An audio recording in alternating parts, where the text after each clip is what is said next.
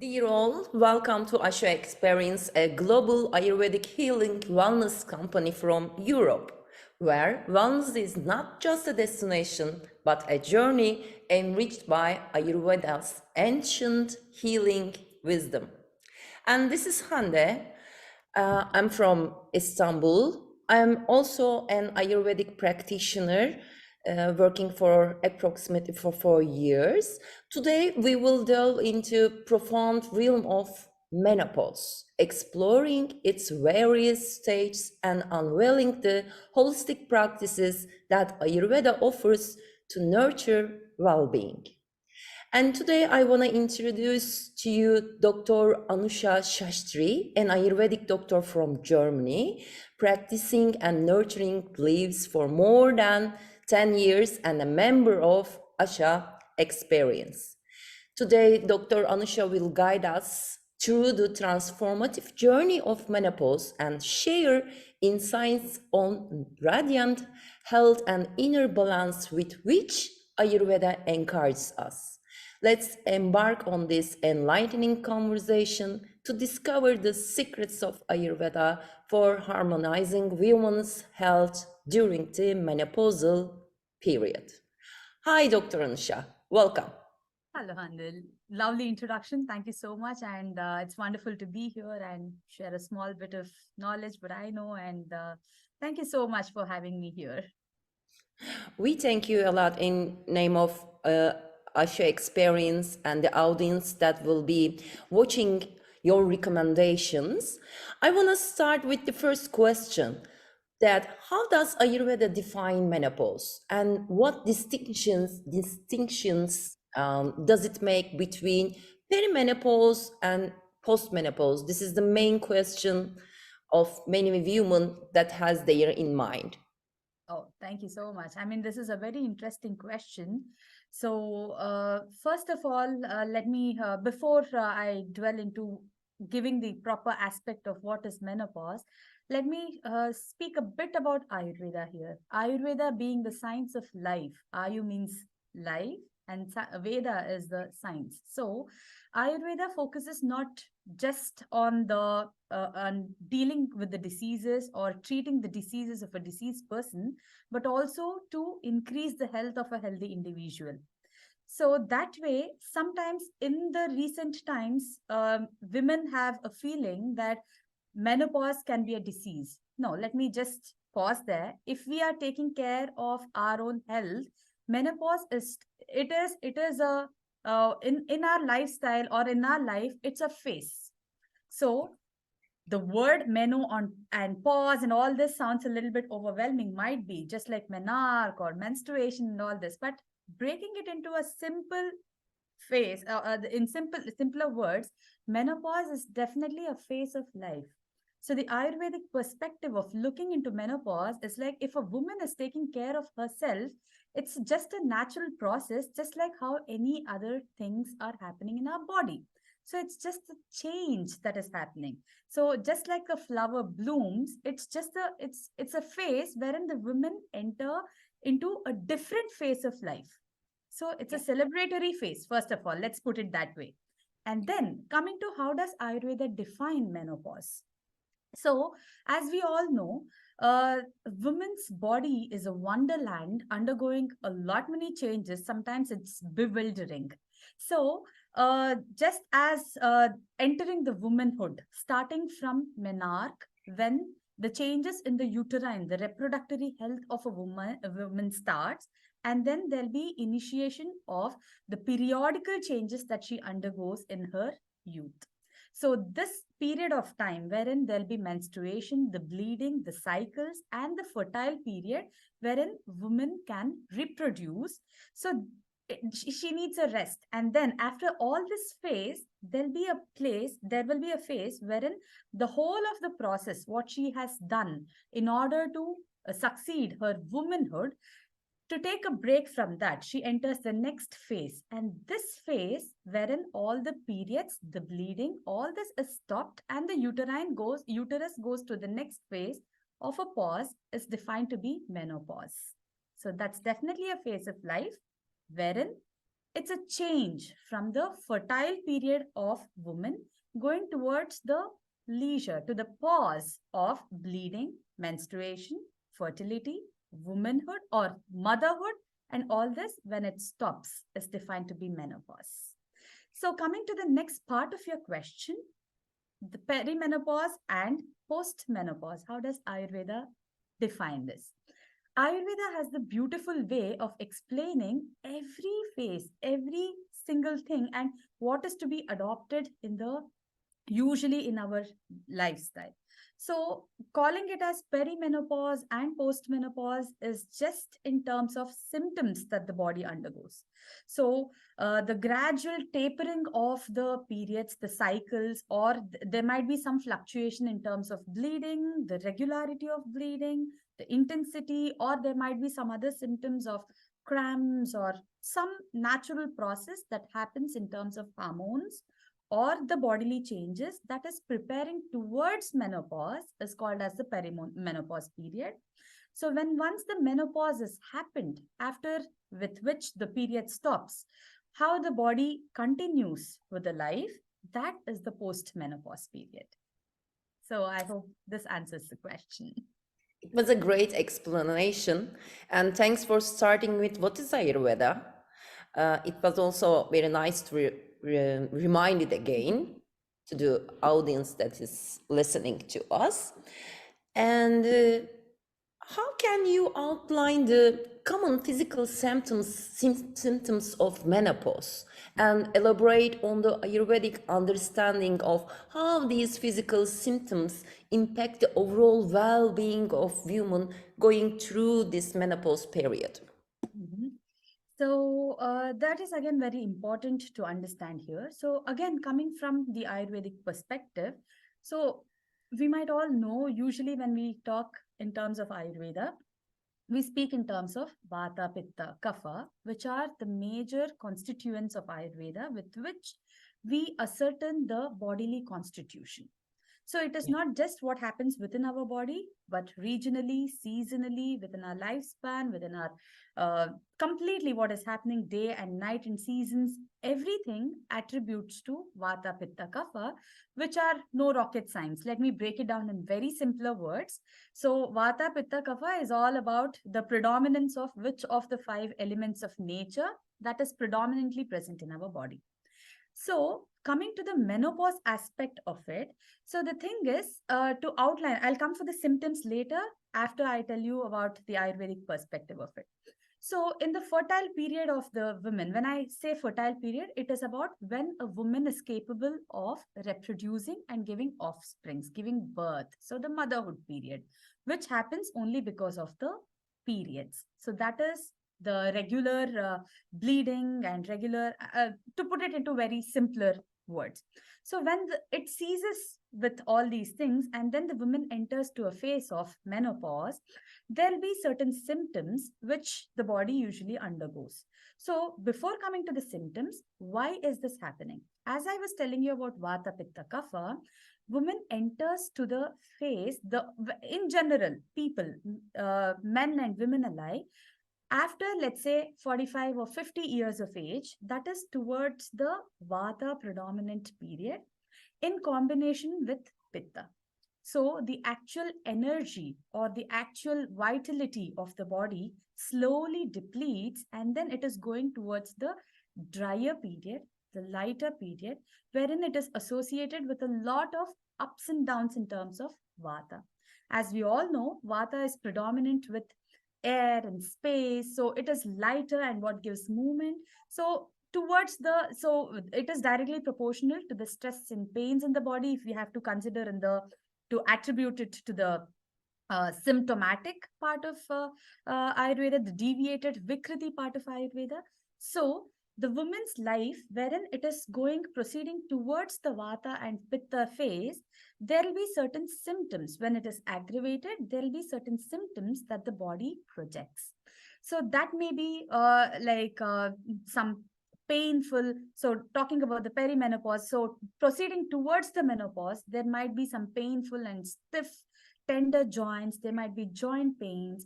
And if we have to go by the terminology, there might be something like osteoporosis, osteoarthritis, the pain in the joints, muscular pain, fibromyalgia, or the breasts become a bit of tender, and there might be pain in the upper body and also towards the lower back pains to be or bloating sensation. Sometimes this also gives rise to hirsutism because of the hormonal imbalance, which means the growth of the hair on the face or in general in the body might increase a little bit.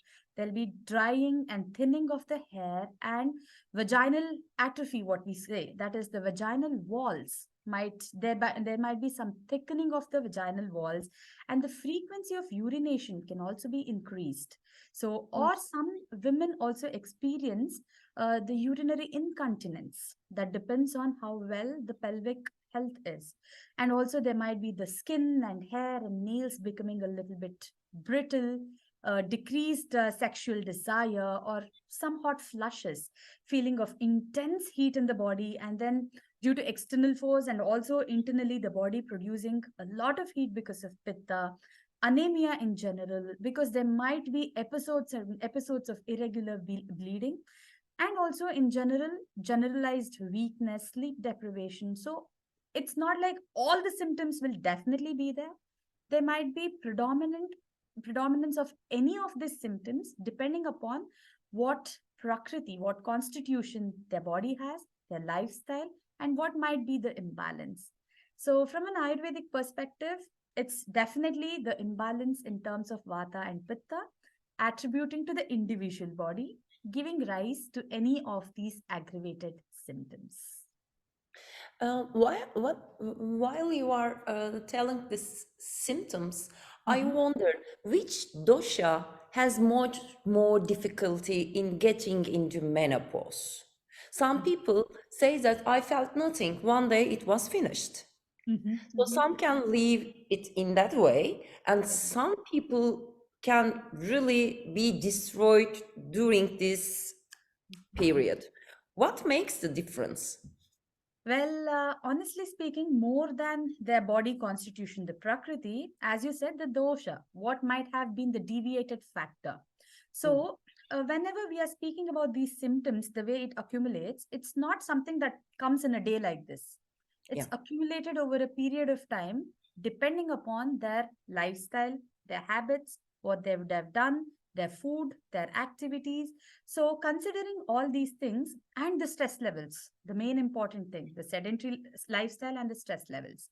So, the stress levels, whenever it is pretty higher, it is for sure that the vata levels increases. So, whenever the vata levels are increased, definitely it gives rise to a lot of symptoms associated with it. So, instead of what body constitution is suffering from all these symptoms, it is like for their body constitution, have they taken care in such a way that they're protecting their body constitution to maintain a balance?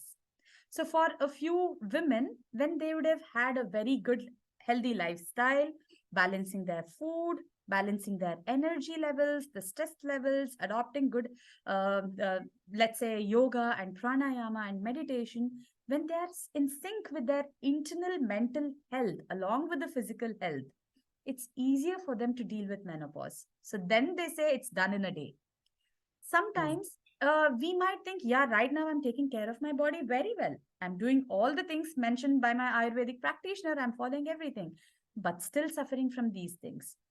Then comes the factor of not in a day, in years together, what we would have done.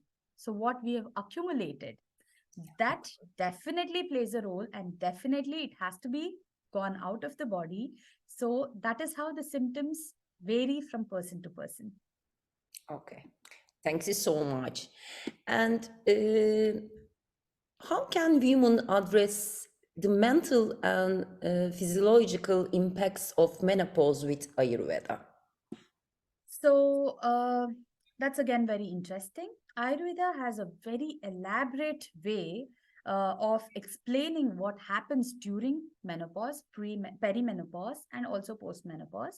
So it's not just the mental, the physical changes, as I told you, the stiffness and pains and everything, but mentally, it is a bit tasking for women. First of all, there'll be sleep deprivation and pain. So it's like, what's happening with me? What is wrong with me? Kind of a mental situation that the woman undergoes. And secondly, uh, the Western medicine perspective, a lot of hormonal imbalances. So there'll be a lot of things happening. So it is the ceasing of the periods, which is actually taking care of the body, which is actually flushing out what is not. So it's from an Ayurvedic perspective, it's not right that flushing out, but it is like it is protecting. So this protection, the layer of the protection from an Ayurvedic perspective, it goes a major change. So emotionally, for a woman, it is like she is to the tip end of her motherhood. So that is what makes a big difference. So why the whole the main intention of the periods, the cycle, the menarche and the bleeding, the uterine health, this is all about protecting the woman's the lady's motherhood. And then menopause is like, it's the tapering end of the motherhood. So I mean, honestly speaking, it's not a huge change for what she is emotionally, what she is as a person, but physically, when all these changes are she's undergoing, it is mentally and emotionally challenging. Sometimes many women, they don't know what exactly is happening, and they don't know how to talk it out. And some women definitely feel shy about it. If there is decreased sexual desire, or the increase of the vaginal thickness, so these are the things. Or nowadays, urinary incontinence. So these are the things, though it is very natural, many women feel a lot shy to talk about these things, seek out for help. So that is when all the problems begin. So it is accumulating stress of what is happening to me. Am I feeling ill? Is this an illness? Is this a disease? Will I ever find a way out? Is there a ray of hope? So I'll give you a simple example. I mean, not so simple. It's not right of me if I call it simple. When a woman has a period, I mean, approaching her periods or after her periods, just imagine the mood swings.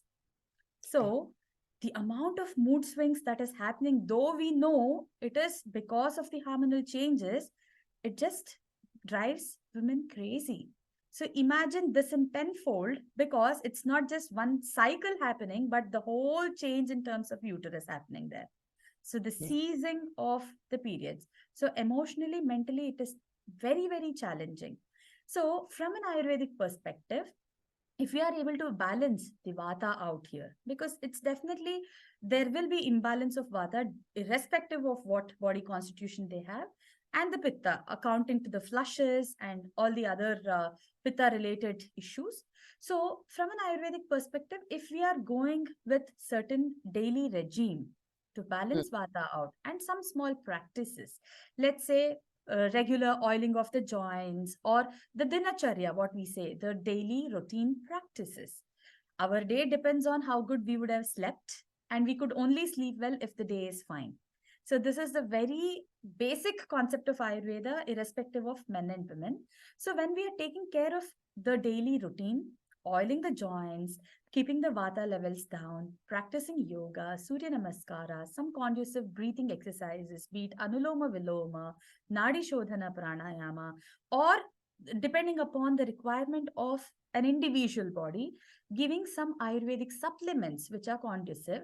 If the lady is experiencing a lot of cramps, there are certain supplements to reduce the cramps. If someone is experiencing a lot of thinning of the hair or brittle skin, the brittle nails, there might be certain supplements conducive to the body, which are warm, which are very like comfort and soothing to the body. Whenever these things are adopted, it naturally takes towards the healthier lifestyle, and it starts getting better and better. And Ayurveda outlines all these minute things and addresses very specifically, just like how it addresses when the period starts, when a woman is pregnant, in the same way, and after postpartum rituals to be followed. In the same way, Ayurveda has a detailed explanation about what is to be done after menopause, during menopause, to take care of the health. Yeah, what I think Ayurveda in fact says that Every human being is like a baby, in fact. We Yes. grow up, we are getting higher or bigger in size. We Mhm. had experiences about life, but still we need a look after as a baby. At what time we eat, at what time we sleep, and during daytime what we do, Correct. as we wonder our children, as we wonder our babies. So we Correct. have to Correct. wonder for ourselves to take Yes. care. Did we sleep? When did we wake up? What we eat? Are those foods freshly cooked? Are they warm? These are all the aspects that we are seeking for while growing up a child or while supporting her. But we think that as we are adult, we don't need that. This is our main mistake. Uh, Correct. discovered it once more again while studying Ayurveda. It mentions that you are still a baby and Correct. need good health taking, health caring. So Absolutely. when we Totally. remember this, I think it will be much more easier for each of us Mhm. passing through all the stages of our life. This will be the main point, I think. Totally. I totally agree with you here. As we grow older, we think that, yeah, we don't need any of that support. And we start to tend to take decisions. Yeah, Okay, there will be some other things like egoistic decisions. Yeah, I know better. I know what my body asks for instead of actually listening to what the body needs. yeah, So you're totally right when you said that we have to take care of our bodies like just a baby. yeah, So that's totally correct what you mentioned. yeah, yeah, yeah.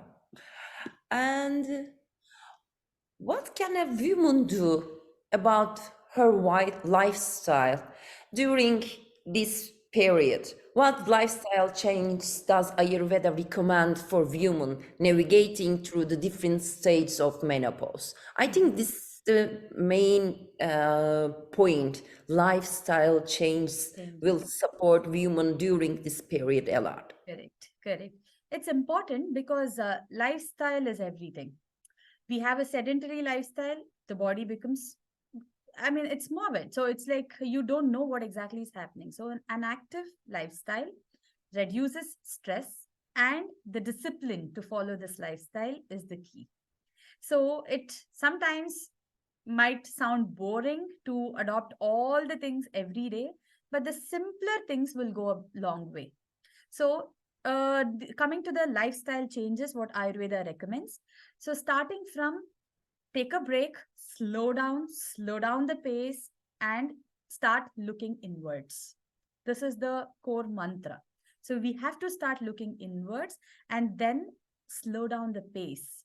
We would have rushed and rushed and rushed throughout the life.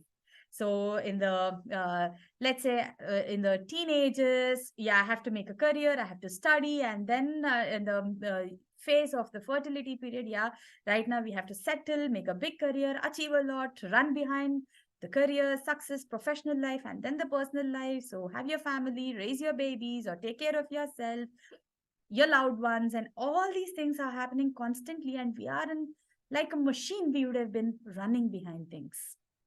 So that is what I call the accumulation. So first things first, Ayurveda says whenever approaching menopause, be a little selfish, take care of your own self first. Only then you would be able to take care of others. Look inwards, slow down, take a moment of breath, just see what is happening, appreciate all the goodness that your body has done for you, be thankful, and then now is the time that you help your body. So this is very, very important. So how would we help our body? The discipline of lifestyle. So, talking about the discipline of lifestyle, be it as simple as sticking to the routine of waking up the same time every day, which is a bit earlier, and then not sleeping through till the sun is already there. Setting the biological clock along with the solar clock. So, when the sun is up, we rise up. When the sun is down, we slow down and then get a good sleep. Sometimes women complain that, yeah, I haven't had good sleep, like I don't feel fresh, so I sleep through till 10 o'clock, 11 o'clock, 12 o'clock in the noon. Why aren't we having the good sleep? Because we are not winding down. So, starting from wake up early in the morning, get your own peace of mind, start your day with a glass of warm water, and then just unwind. So, fresh up your mind in such a way that you're ready for the day. It's not like, oh, the day started. It's like, yes, the day started. So, we are ready. So, the whole perspective with which we look towards the day, it decides how our day is going to be. So, take a small moment, practice the gratitude. I'm thankful for one more sunshine, one more day that I'm addressing now. And then take a small movement to just warm, let's say according the generalized instruction would be to use sesame oil. So take a small teaspoon of sesame oil, apply to the joints, if not for the whole body.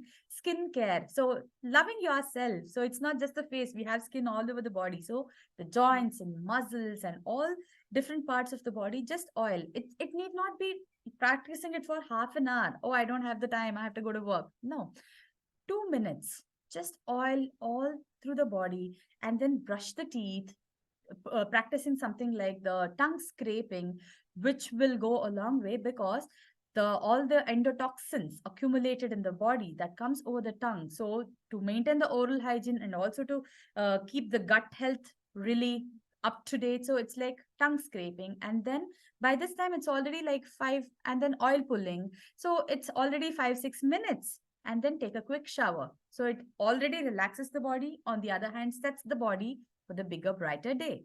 Then take a minute to actually sit down and then eat warm breakfast. So it need not be always following some recipe that it need not be following, what I mean to say is like the Indian recipe, but recipe of your own land, that you your own region, but following the Ayurvedic principle of including good type of fat, be it ghee or coconut oil, and then eating warm, and then helping the body to digest the food easily. And then when we actually start the day with a good proper breakfast, the body has essential fuel, and then it's ready. And then eating time eating food in time with regular intervals, probably morning, afternoon, and evening. Afternoon being the heaviest meal of the day, evening being the lightest meal of the day. Taking time slowly and then processing. In the morning, if you can actually fit in, why not do a bit of Surya Namaskaram, or just adopt some of the yoga which is conducive to your body? Or even if a person is not finding time at all, just practice pranayama, breathing technique for 2 minutes. Aren't we able to spend 2 minutes on ourselves? So these are very practically adoptable things. Then in the evening, slowly wind down yourself, get a hobby which you actually like, get some movement. So probably like I wouldn't exactly tell you have to get so much and so steps or something. Go dance if you feel like, hit the gym if you feel like, just adopt yoga if you feel like, or just take a big long walk, or just sit and reflect upon what's happening, get a good stretch. So while doing all these things, the body is thankful to you, it'll listen to you fourfold. So after doing all these things, eat a warm dinner, what is light, and then slowly get rid of the screen time. Slowly have your routine wherein exactly I'm going to wind my day and sleep at this time. So probably 10 o'clock, after 10, so 1 hour, 2 hours gap between the evening's dinner and sleeping. And then at least 1 hour of no screen time. Take a book, practice reading, or even if not for anything, just massage your feet, soak it in water, and then relax. This automatically brings vata down, which in turn reduces the stress of the body.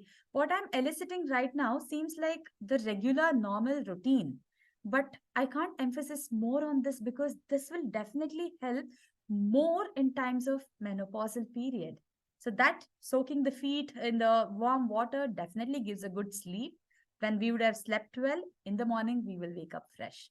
So summing up, it's like take care of the minutest things that we do in the body, but with a complete focus on what you're doing, then that will definitely be helpful in managing it very effectively.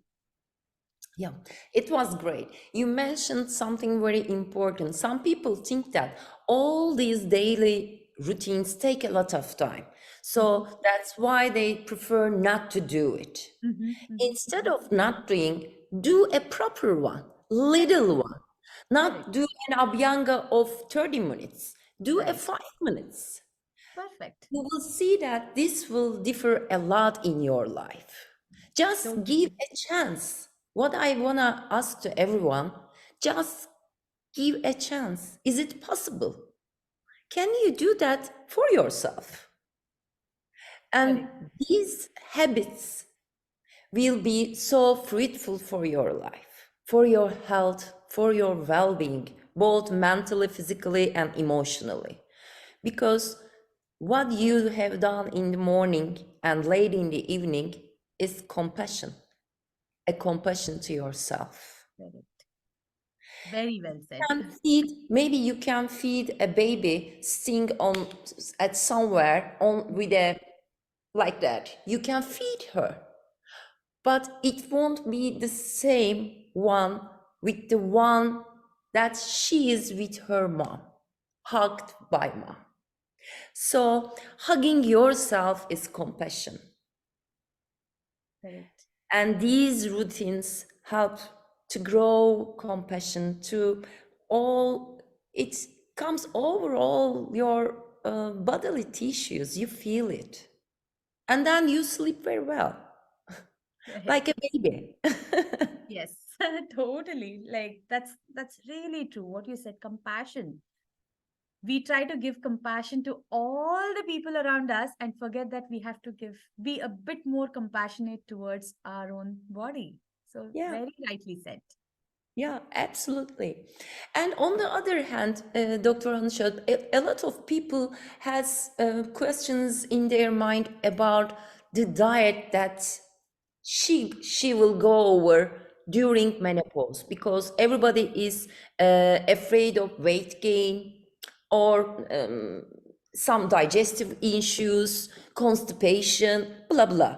So what? How does Ayurveda approach here? What dietary guidelines can they follow in general? In Ayurveda, we do not speak in general, always customized to person. Correct. I know, but there are some guidelines that we can all adapt to our life. Can Yes. you give some examples of here? Totally. See, I told you that the breakfast in the morning should be it has to be warm, and that's the most important meal of the day. So when I mean it's an important meal of the day, for a reason it's called breakfast. It is breaking the fast of the whole of the night. So we have to break it properly. There are conceptions of intermittent fasting, interval fasting. Those are good. It's not like they're bad, but it has to be personalized for the body. So, women who are actually scared of weight gain during menopausal period, or some women also undergo some of the changes in terms of their endocrinal system owing to thyroid dysfunction or some of the other lifestyle disorders like increasing in their blood glucose levels and all these things. They are a bit afraid about what is to be eaten and how to eat and if they're able to digest that. And sometimes they also find constipation to be bothering them or the bloating sensation and constant feel of heaviness in the body as if or it might be like craving for sugar. I'll eat a chocolate and I'm done. So all these things are very and what they intend to do, okay, punish themselves. I've eaten now, so I'm going to fast, or I'll just adopt interval fasting, intermittent fasting. So, one thing I want to emphasize here, intermittent fasting or interval fasting, if any of them are adopting, they have to be very sure that they do according to the guidance of a professional, trained Ayurvedic practitioner or an Ayurvedic nutritionist. In keeping in mind that despite fasting, they're not falling short of the nutrition that they need to their body. Now, coming to the question wherein you said, what can be eaten? Some of the examples. As I told you in the morning, for example, what is warm, what is practical, what can be eaten? So, some examples can be like as simple as a porridge. So, as simple as some of the stewed vegetables or stewed fruits or cooked vegetables, or let's say as simple as if it is cereals, I wouldn't recommend the sugar loaded store bought cereals. Rather than go for the natural ones that they can prepare at their home themselves. Maybe the broken wheat or the oats, as simple as it can get. I mean, customize. It has to be if it is conducive for their body. But generally talking, yes, to keep it general to everybody, use a little bit of ghee in the diet or coconut oil, and then add a little bit of spices to make the food easily digestible. And then mix your cereals or mix any sort of other, let's say, what is conducive to your specific region or your body, what you would have practiced for long. Make sure it is well cooked, it is warm, it is light to digest, it's not very heavy, and it's freshly cooked. So, a little bit effort to cook it fresh and then eat it will be really helpful. Sometimes, in the name of meal prepping, we just store it for a longer time, refrigerate it, and then eat it, thinking that it's practical, it's easier to follow. But to suggest some simple combinations, you can always keep your veggies ready.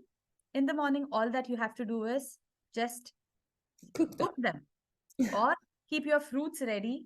Just add a little bit of ghee, little bit of cardamom or cinnamon, and then stew your fruit. So you have a very good nourishing fruit that is soft to digest, that stays in the body, nourishes, on the other hand, doesn't give bloating. Or also go for, let's say, the puddings. So semolina puddings, or sometimes the broken wheat puddings. So all that we need to do is, it's all these things are one pot things.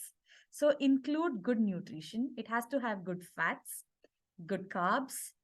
Eating carbs, eating rice or wheat definitely is not a wrong choice. It's light to digest. And then I'm going to give you one more simple example. What have I eaten as a kid?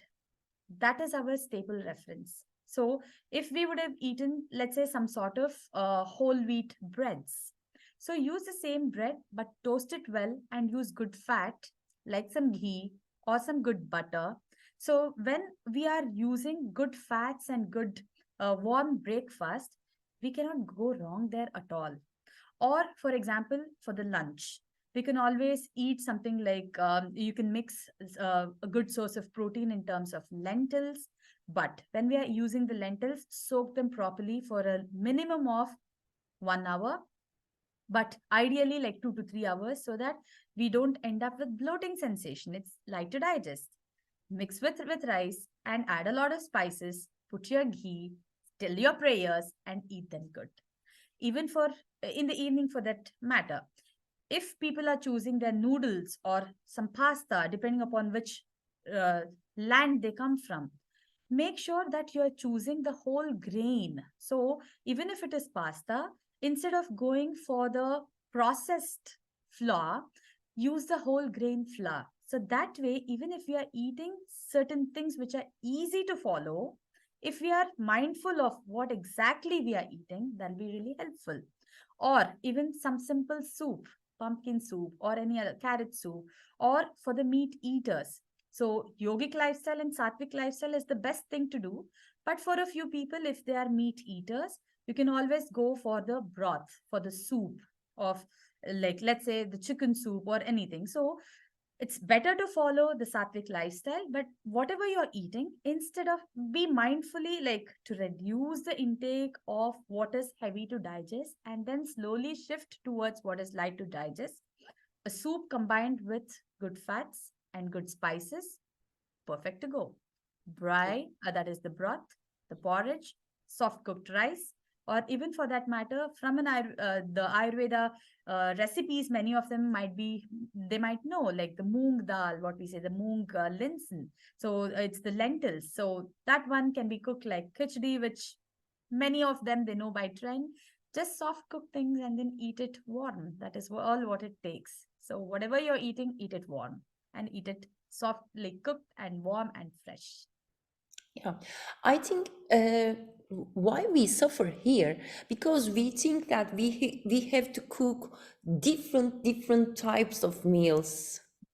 We have to seek for new recipes. There Mhm. is no need for it. Simple Correct. is the best. As you mentioned, when it is warm, when it is with healthy fats, Correct. and with proper vegetables and lentils, and it's okay. There is no need to exaggerate it a lot. Simple is always the best, and also it that doesn't bother you in the kitchen. The big recipes you see like, oh, how can I am gonna do that. So instead of basic simple ones is very healthy for your body also. Agreed. Just keep it simple. Yes, totally. It should not, that itself should not cause stress. We Yeah. are trying to reduce stress and help the body here. If that itself is causing a lot of pain, chopping the vegetables, lot of stress, and then we are like, what do I do? If we come to that stage, we chuck everything and grab a pack of chips. So that's not the intention. So we have to make life simpler with all the simple diet, simple routine. What you're eating, add Ayurvedic principle, make it simpler. Just eat warm. Yeah, yeah. These will be the baby steps to maintain your dietary guidelines. When you set it up, okay, when you are disciplined about it, then you can extend it, but start with very little basics, and then you can exaggerate them. And Dr. Anusha, there is one topic all the women's minds are confused. To take OTC medicines or not. What are Mhm. the unique advantages of utilizing Ayurvedic approaches over random over the counter medicines when addressing menopausal issues? What will you suggest? Well, over the top counter medicines, the OTC medicines, as they say, it is like it is symptomatic. If there Mhm. is a symptom, you go, you take the medicine, and it subsides the symptom, but it's not the answer for all the underlying problems. Again, after a few days or immediately, again the problem arises, and then again we go by the medicines. So, end of the day, it is like surrendering ourselves for the medicine instead of actually seeing what is causing the problem and addressing the root cause of it. So, Mhm. it's not like shouldn't we take OTC medicine at all? I wouldn't say that. It has to be taken only when it is the whole symptoms are aggravated and we are totally unable to control by all the things that we could do and we could possibly have done. Only then lodge to OTC medicines, which are definitely, see, they are done for a purpose. So it's nothing against OTC. But if we can heal our body with natural methods, why not? So if we Mhm. can prepare our body with natural means, then probably we don't need there is no requirement of OTC medicines at all. So from an Ayurvedic perspective, and also randomly if we are taking all these medicines, see, be it for example, we are having some pain, what we just go search for some analgesic, so pain medication. Some bloating sensation, go and take pop in a pill which is anti-gastritic, or something with sleeplessness or any other problem. So all these pills are designed in certain way wherein they are targeting for the problem. So you have this problem, symptomatically the problem is eroded, but what is lying under? Why did this problem come at the first place? Is the vata increased? Is the pitta increased? Or why is it happening? Did I sleep well, or am I unable to sleep well? Why am I unable to sleep well? Is that causing some problem? Do I have urinary incontinence? In that case, am I doing my exercises well? Am I training my body well? Do I have my body pain? Is it because I worked a lot, or is it because I didn't work a lot? So, when we are addressing all these smaller things, we will not need the medicines at all, because we will start taking baby steps which will help to take these symptoms away. So, what can we do in terms of Ayurveda instead of these OTC medicines, on the counter medicines? As we were talking, it is we can't generalizedly come up with certain supplements, because if it is not conducive for individual body, just like the other medicines, Ayurveda medicines, it's wrong to say they have zero side effects. They are Yeah. safe, definitely, but it has to be mindfully used under the guidance. So it's not like we start using ashwagandha, triphala, shatavari. They are good, but they are medicines. We have to mind that in mind. We have to have that in mind. So, but there are certain things which we can always use in terms of supplements, even if not in terms of medicines. For example, keeping these things apart, the Shatavari, Trifala, and all the major things what we would have read a lot about in the internet, keeping those things apart. For example, if a person has a lot of bloating sensation, as simple as using the readily available things in the kitchen, the spices. These spice will work wonders. For example, if a person has bloating sensation, what is available in the kitchen? People will definitely find dry ginger powder or ginger.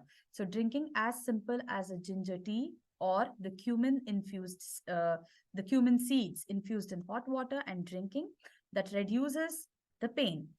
For example, during perimenopause period, if a person is undergoing a lot of, let's say, cramps and extreme bleeding, so during that time, instead of going and popping something like uh, what reduces the spam in terms of OTC, people can try with the cumin infused water, or chewing a handful or let's say a spoonful of fennel seeds along with a little bit of rock sugar, the candy sugar. So this will immediately reduce the increased vata and the pitta, balances it out and feels conducive. Use hot water bag, that is really helpful. Or in fact, using a little bit of ghee along with, or people suffering from constipation, they can soak a little bit of raisins, the black variety of raisins, and start drinking in the morning. A lot of headache or migraine symptoms associated when there is a lot of bleeding during perimenopause. So start using these things. So start eating these raisins or dates, or start eating a lot of pomegranate. So these things will really help to nourish the body in order to go against, to prepare the body and protect the body against the pain. So we are already preparing the body, the pain is away, and then in the long term we don't have any of the side effects.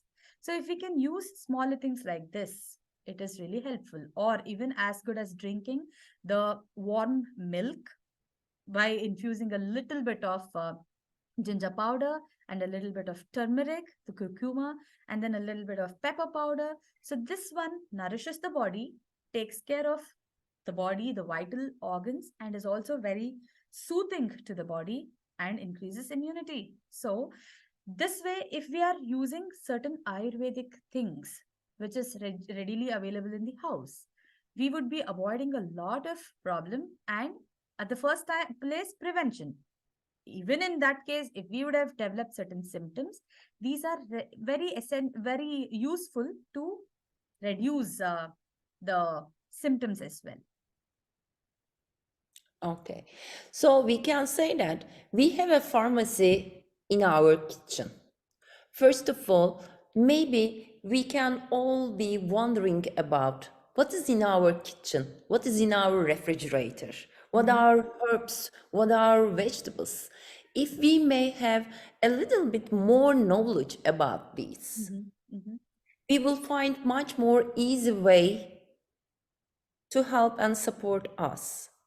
Not during menopause only. All stages of life can be cured easily by the pharmacy in the kitchen. Correct.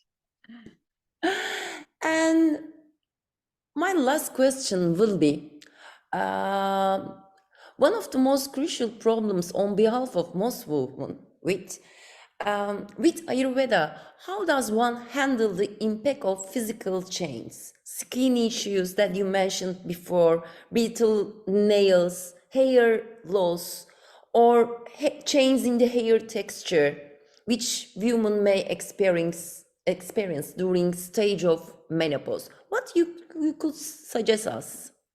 What will your recommendations will be? These are the most scariest part of menopause that most women experience. What happens? What if? Yeah. So apart from the weight gain, these are like the first things that comes to mind of many women. Yeah. So from an Ayurvedic perspective, let me give you some of the simple things that women can do, starting anytime during their life, but especially during perimenopause or during menopause or postmenopause. So the body is losing one of the essential function. So it's like, instead of, let's say, it is changing. So let me address this in three folds. So first of all, the hair, thinning of the hair, and brittleness in the like falling of hair and all Yeah. these things. The scalp, itchy scalp, and sometimes it's all like the whole texture of the hair changing. So regular oil massage will be really helpful. And when Mm, we include oil massage, many women feel that, yeah, if I put oil to my hair, it increases the falling of hair. But to avoid this misconception, there is a way to adopt this. So mm, warm the oil a little bit. So you can take as simple as coconut oil. Some people can also adopt sesame oil. From an Ayurvedic perspective, Neela Bringadi Taila is one of the oils that we usually recommend. And there are many such oils, Bringaraja Taila. So there are many of the oils that are very helpful to protect, to nourish the scalp and increase the the hair health. So the thing is, we need to warm it in a double boiling method. So it's not like directly putting it into microwave or something. In a warm water, place the oil, a spoon or two, and then start from the bregma, the mid of the head, go all the way around. This not only increases the hair quality and texture, but also reduces stress. yeah. So they say whenever we do the abhyanga, the oil massage regularly, it takes away all the headache and migraine and all the other stress around the shoulder and neck as well. So just as simple as massaging with the fingertips, though, so the pulp of the finger and going deep with all the vital points of the head and releasing the tension. And to note here, do not just leave it for a day. I'll oil my hair and wash tomorrow or overnight. I would advise live like massage the hair and then leave it for not more than 1 to 2 hours and wash it off.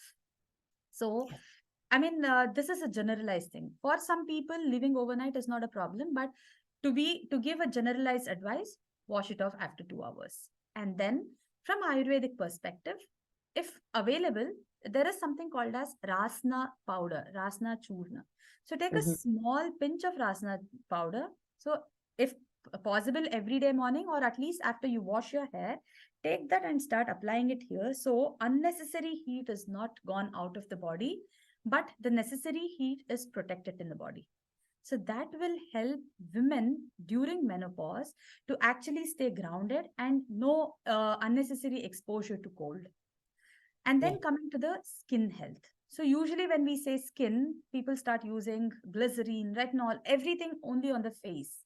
But we have skin all over the body, not just on face. So the same thing of massaging all over the body, as you rightly said, it's not like half an hour of massage every day.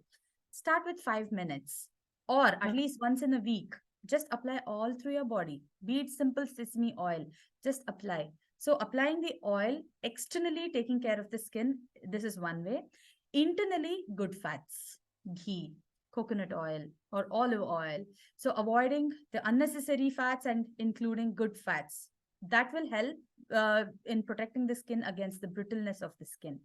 And from an Ayurvedic perspective, sesame oil is like, it also reduces the pain in the joints and other things. So it's better if we can use this oil. And also the nourishment in terms of the proper nutrition, that also helps. What is happening inside is reflected outside in terms of skin. And Yeah. then in terms of nail, if we are falling short of iron, if there is iron deficiency, vitamin B deficiency, vitamin D deficiency, that is when all the brittleness of the nails and skins are seen. So these are the reflection. What we see here is a reflection of what is happening inside. So It's that's a result. correct. It's So a we, result. Yeah. yeah, so we have to, that is a caution. Okay, brittle nails, something is happening inside. I have to take care. So, as good as drinking the Ayurvedic buttermilk, so the yogurt and water mixed with a small pinch of salt or some spices. So, it will take care of the gut bacteria, keeps the stomach cool, and also increases the absorption of minerals. Or eating fresh fruits, like the seasonal fruits, the pomegranate, the dates. So taking care of the iron levels in the body. There'll be sudden depletion of iron levels owing to extreme bleeding, cramps, and excessive bleeding or clot formation. So in order to avoid the anemia, so in order to protect the iron content of the body, when we are eating good food, these things are taken care. Above all these things, women can start taking from the Ayurvedic herbs. If I have to recommend a few, for example, Shatavari, which will definitely take care of the body. It will keep the body nourished. So, taking Shatavari with warm water or with warm milk, adding a little bit of rock candy sugar to it, or drinking the teas like an infusion between coriander, cumin, and fennel seeds. This will also be very helpful. Or one more recommendation from Ayurvedic perspective will be the herbal recommendation will be ashwagandha. That will also take care of the immunity, the body vitals, and also keeps women strong. And if the other recommendations like Kumari Asava, Ashoka Rashta, these things I wouldn't ask people to take it by their own, because it has to be regulated as per dosage and frequency. But during, if women start even before perimenopause, but especially during perimenopause, the menopause will be a bit smoother, not just with symptoms, but also in general, taking care of the whole body. We avoid the symptoms at the first place. This, in turn, later in the postmenopausal phase, without any of the other symptoms continuing, they can always get back to their healthy selves mentally and physically. Yeah. So, these are some of the points that I would like to highlight in terms of Ayurveda. Dr. Anusha, it was great to be with you. You honestly answer all the questions in detail. I believe that the listeners are too lucky to welcome you on board about the subject of menopause, because I know that this is really a tough stage of us if we don't know what to do. But if we know the precautions, the support, that how we can give it to us, then it's not as terrible or horrible as it sounds. So when you look, as you mentioned at the beginning, inwards, know your needs. Later then, it's easy to organize the details. But first of all, look yourself and ask this question: what I need right now? This simple question is a question of compassion, showing the way. When you ask this question, the starting point of compassion starts, because you stop and look inside and see your needs. After that, every step will be easily planned. It will be easy to guide yourself. Take supports from outside or from an Ayurvedic doctor, an Ayurvedic practitioner. That's what you need will be clarified when you stop and look to yourself and ask, what do I need now? The first question, measure question, this will be, and then the footsteps will come after it, I think. Totally. I totally agree. And also, to add to this point, whenever you need something, please seek out, seek help. We are all in this together. So don't feel alone. So, for example, they can approach any of the Ayurvedic practitioners, or platforms like our Asha Experience has been doing immensely well. So it's important to talk, to seek help. So this is happening. What can I do? Instead of suffering alone, thinking something's wrong with our body, let's embrace the other face of life together in a more lovable and compassionate way. So seek out for help if needed. Yeah, yeah. And remember that you are not alone. All women has these phases of life. So you are not only the one living it, passing through it alone. We are all together and we can help each other. We mustn't forget that. We are all in hands. And I know that this makes a huge difference. Thank you so much, Dr. Anusha. As we conclude this insightful conversation with you, we are reminded that Ayurveda serves as a compass, guiding us through the ebbs and flows of life with grace and wisdom. To our Asha Experience community and all other lovely souls listening to us, may the Ayurvedic principles shared today be a source of inspiration and empowerment as you navigate the beautiful tapestry of menopause. Thank you for joining us on this enriching journey. And if you would like to learn much more about Asha Experience, you can consider visiting our website ashaexperience.com. And if you would like to have an experience, a consultation with an Ayurvedic doctor, Dr. Anoosha Shastri, you can also book a consultation with her from our website. Thanks one more and have a lovely day. Thank you.